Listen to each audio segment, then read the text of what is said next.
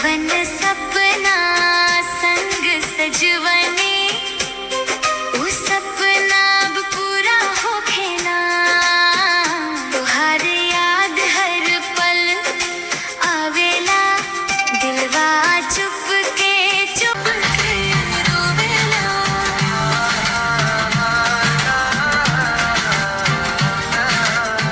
तोहार याद हर पल आवेला।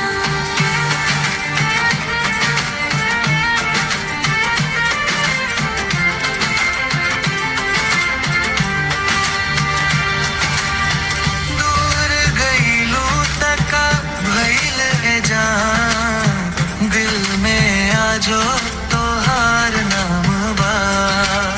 भूलल चाहिए ता भूल न पाई, तोहरा से अभियो प्यार बा।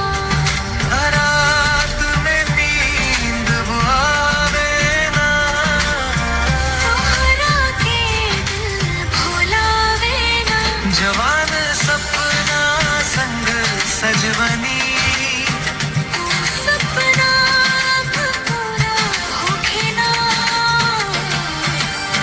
तोहार याद हर पल आवेला, दिलवा चुप